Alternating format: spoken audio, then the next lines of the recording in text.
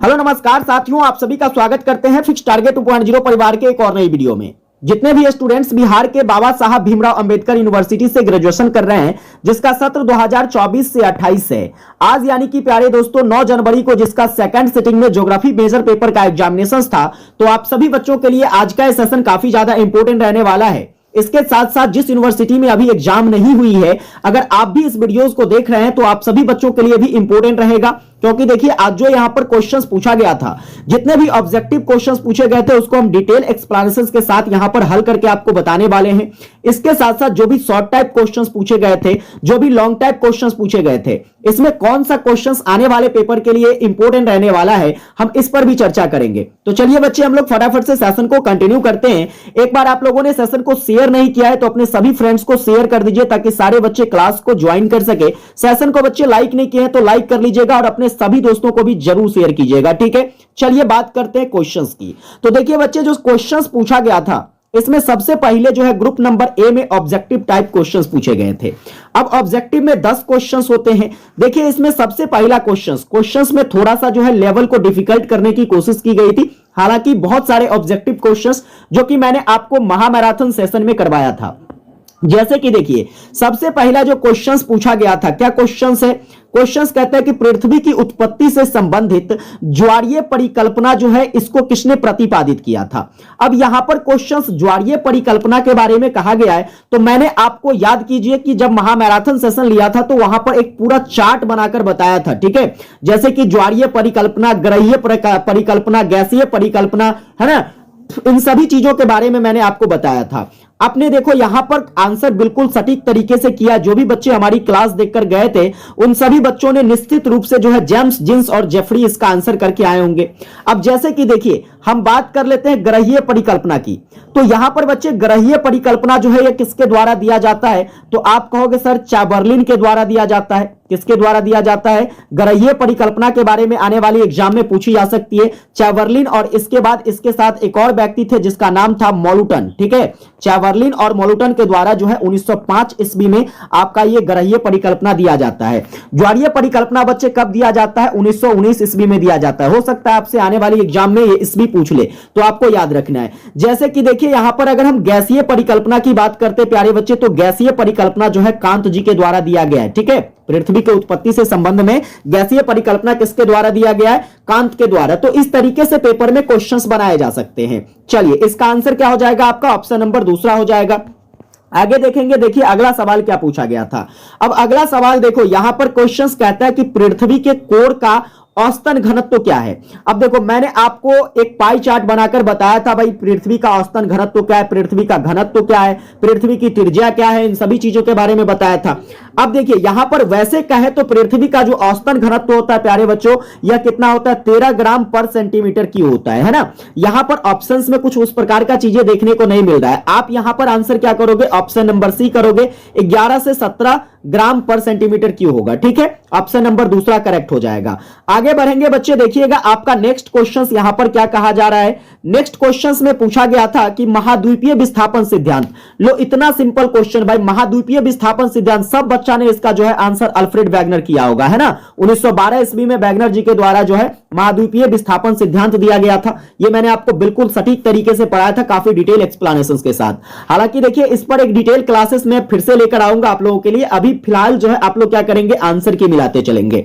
देखिएगा बच्चे क्वेश्चंस आगे क्या कहता है, इसमें से कौन जो है भूपृष्ठ का एक मुख्य प्लेट नहीं है। अब भूपृष्ठ के मुख्य प्लेट के बारे में पूछा जा रहा है ना।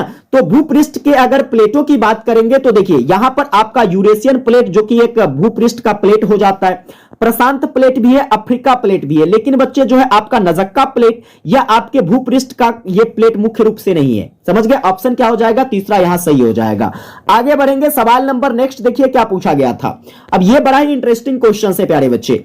देखो क्वेश्चन पूछा गया था कि निम्नलिखित में से कौन जो है यह बलित मोरदार पर्वत नहीं है।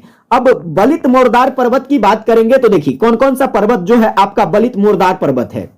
जैसे कि आपका हिमालय हो जाता है है ना। इसके बाद जो है बच्चे जैसे कि आपका अरावली पर्वत हो जाता है, ये सब बलित मोरदार पर्वत है।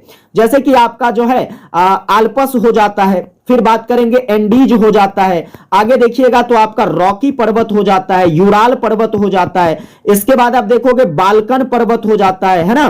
फिर आपका जैसे कि आपका क्या कहते हैं जूटा पर्वत हो जाता है। तो ये सब आपके जो है बलित मोरदार पर्वत में आता है। अब ऑप्शन में देखो यहां पर हिमालय है तो है, यह तो मोरदार पर्वत, यह क्या कह रहा है बलित मोरदार पर्वत नहीं है, सो पूछा जा रहा है। तो हिमालय तो है, आल्पास भी है, एंडीज भी है, यानी कि आपका ब्लैक फॉरेस्ट जो है प्यारे बच्चे क्या हो जाएगा, तो यह आपका बलित मोरदार पर्वत नहीं होगा। ऑप्शन नंबर यहां तीसरा सही है। चलिए अगला सवाल देखते हैं। आपका नेक्स्ट क्वेश्चन बच्चे क्या पूछा गया था, अब बताओ। ये क्वेश्चन सब आप लोगों को मैंने पढ़ाया था कि नहीं। देखो क्वेश्चंस क्या कहता है, सबसे तेज गति से चलने वाला भूकंपीय तरंग। भाई 3 तरह का तरंग होता है, पी तरंग होता है, इसके बाद आपका जो है एल तरंग होता है ना, और इसके बाद एस तरंग होता है ना। एल तरंग जो कि सबसे सतही तरंग होता है, ये सेकेंडरी तरंग होता है, ये आपका प्राइमरी तरंग होता है, जिसमें सबसे तेज गति से कौन चलता है, प्राइमरी वेव चलता है, ठीक है, पी वेव चलता है। ऑप्शन नंबर क्या हो जाएगा बच्चे, पहला हो जाएगा, ठीक है। चलो अगला सवाल देखो। अगला सवाल आपसे पूछा गया था कि डेविस के द्वारा प्रतिपादित अपवर्तन चक्र की अवस्था। अब बताओ पढ़ाए थे कि नहीं, 3 गो होता है कि नहीं अवस्था, कौन कौन सा अवस्था होता है तो बच्चा, सबसे पहला आपका संरचना होता है कि नहीं, दूसरा आपका प्रक्रम होता है, और तीसरा आपका समय या फिर अवस्था होता है। यही तीनों ना पढ़ाए थे जी। तो बताइए यहां पर ऑप्शन क्या हो जाएगा, तीसरा हो जाएगा, समझ गए। चलिए अगला सवाल देखिएगा।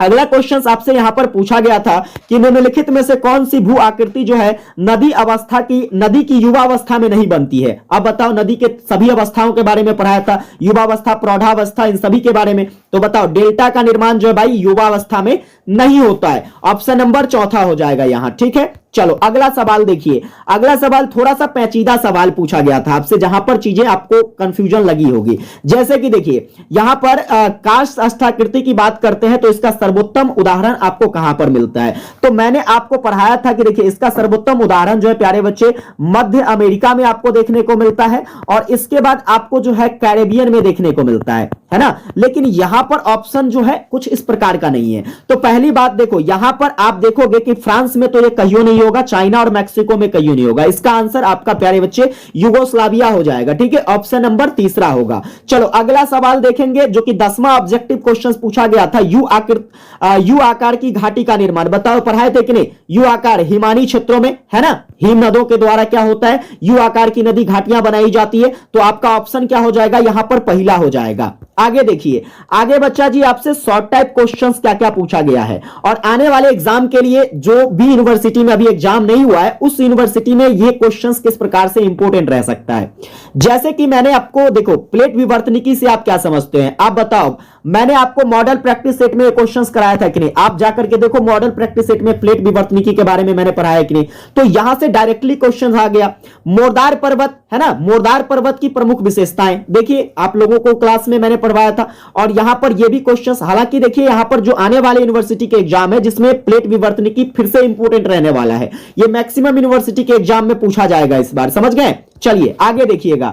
अगला सवाल देखो, भूकंप के बारे में पढ़ाया था कि नहीं, भूकंप या फिर भूकंप मूल या फिर अधिकेंद्र क्या होता है, ये सब चीज के बारे में पढ़ाया था। काफी डिटेल में भूकंप पर मैंने चर्चा किया था और आप लोगों के पेपर में आ गया। तो भैया आपको देखो 3 क्वेश्चंस मैंने आपको बताया, जिसमें से आपको 2 क्वेश्चंस डायरेक्टली हमारे गेस क्वेश्चन से देखने को मिल गया।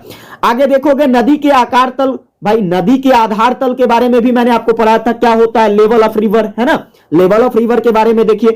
आगे देखो अगला सवाल, हिमनदों के द्वारा विकसित अपर्दन स्थलाकृति। अपर्दन स्थलाकृति मतलब जो अपर्दन के दौरान जो कट करके स्थलाकृतियों का निर्माण होता है उसके बारे में पूछा गया था। अब इतना सिंपल क्वेश्चन था, आप लोगों ने, मैं उम्मीद करता हूं कि 4 के 4 क्वेश्चन यहां से शॉर्ट टाइप जो आपको बनाने थे इजिली बनाया होगा प्यारे बच्चे। एक बार कॉमेंट करके बताइएगा क्या आप लोगों को ये चारों क्वेश्चन अच्छे से बने हैं। फिर मैं चर्चा करूं देखिए ग्रुप नंबर सी की।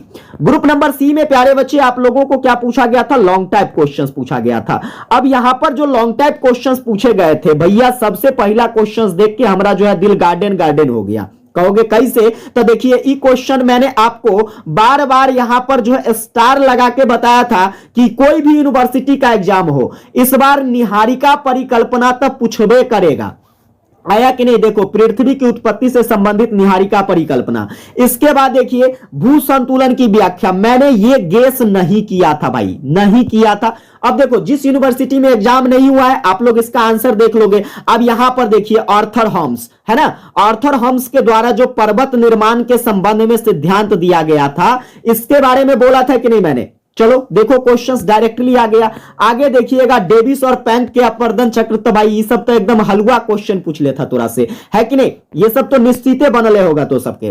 देखो अगला सवाल है, शुष्क क्षेत्रों में पवन के द्वारा अपवर्तन एवं निक्षेपण से निर्मित भू आकृति की विवेचना करें। हालांकि ये क्वेश्चन मैंने आपको नहीं बताया था, लेकिन ये सब थोड़ा सा एक कॉमन सी चीजें हैं जो शॉर्ट टाइप क्वेश्चंस मैंने आपको पवन अपवर्तन के बारे में पढ़ाया था, उससे जो है रिलेट करके आप चीजों को लिख सकते थे। लेकिन फिर भी तो आपके 3 क्वेश्चंस बनाने थे, इजीली आपके यहां से 3 क्वेश्चंस बन रहे हैं। तो बच्चे एक बार आप लोग कमेंट करके बता दीजिएगा फटाफट से, क्या आप लोगों का पेपर जो है आज का कैसा रहा? जल्दी से कमेंट करके बताइए फटाफट से कि आज जो है आपका पेपर बच्चा कैसा रहा। ऑब्जेक्टिव किस प्रकार से आपका रहा, सब्जेक्टिव आपका किस प्रकार से बना, कितने ऑब्जेक्टिव आपने सही किए? अभी जो मैंने आपको आंसर की बताया उससे मैच करके बताइए फटाफट से, क्या वो ऑब्जेक्टिव आपका सही है? अगर बच्चे आपको हमारी क्लासेस हेल्पफुल लगती है तो आपको मैं बस इतना ही कहूंगा, देखो डेली वे में हमारी जो है आपके एग्जाम के लिए क्लास आने वाली है, ब्रह्मास्त्र की क्लासेस। आप लोग हमारी ब्रह्मास्त्र की क्लास जो है ये देखकर ही आप एग्जाम देने जाना, समझ गए ना? क्योंकि वहां से काफी सारे क्वेश्चंस डायरेक्टली टैली करते हैं।